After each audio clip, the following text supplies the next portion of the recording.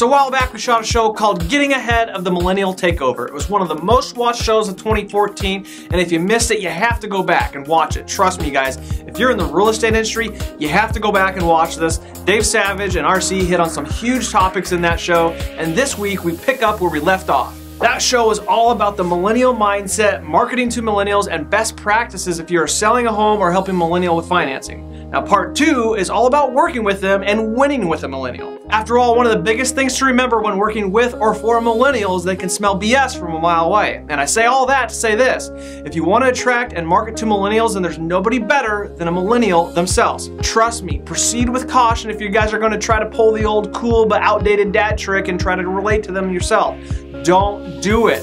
This generation has grown up with nothing but access to anything they want. Hashtag Google. They're smart, street smart to be exact. So step number 1, round out your team with millennials. They aren't the end all be all, and you do need veterans, but they are very important to your success as a company and as an individual moving forward. So how do we do that? Let's hit up my buddy Savage for his thoughts. After all, he has succeeded at a high level in this game for a very long time, and he works with some of the best in the business, and they are already winning with millennials. So let's see what Savage has to say. Well, if you watch this show for any amount of time, you've heard them talk about their why.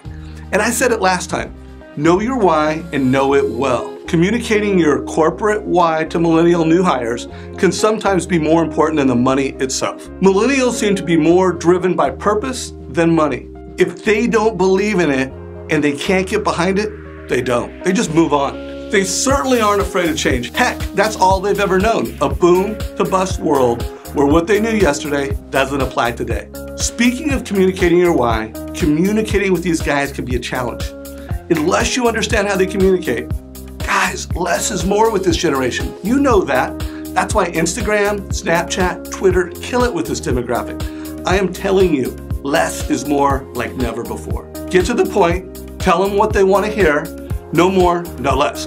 Be relevant and to the point. And like Ryan said earlier, be genuine, be yourself.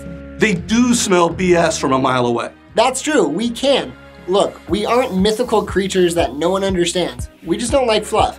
If you're hiring me and we're at an interview, don't sell me all this corporate BS stuff about your numbers and your metrics. We're a Fortune 500 company. We have great medical.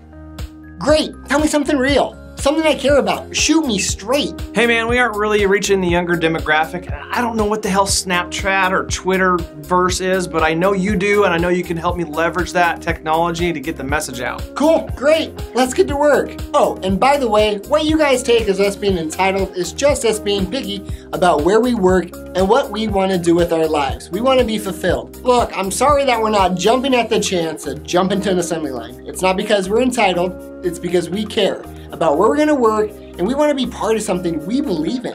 By the way, we already make up 36% of the workforce, and we'll make up over 75% of the workforce in just 10 short years. So let's just put the stereotypes aside and get to work. RC is right, they're coming. Heck, they're already here. The question is, how do we harness their energy?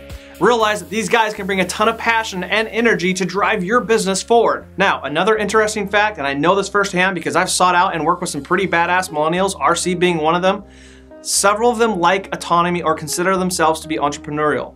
Great, now they all want to be self-employed and business owners. Not necessarily. They can win in a corporate or team setting. Just don't make them a cog in the corporate machine. That's the quickest way to fail with them.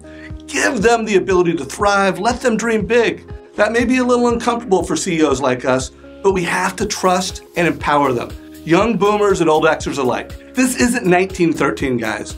They won't work in the assembly line. They just won't. They'll tell you 100 ideas on how to improve the assembly line, but they certainly won't do the mindless work. They just aren't geared that way. The world they grew up in isn't black and white. It's full of color, and it's a world where ideas pay big. If we want to attract millennials and harness their energy, we have to leave our ego at the door and be prepared to communicate with them at the speed of life. That means communicating in the channels they use every single day. Heck, the president of my company, Mortgage Coach, Joe Patur, is 31 years old, and in some areas I report to him. Look, trust me on this, Hills and Savage are definitely right, and they're ahead of the curve and already winning with millennials. We are highly ambitious. We value jobs with opportunity for career progression, for personal growth, as well as freedom and flexibility.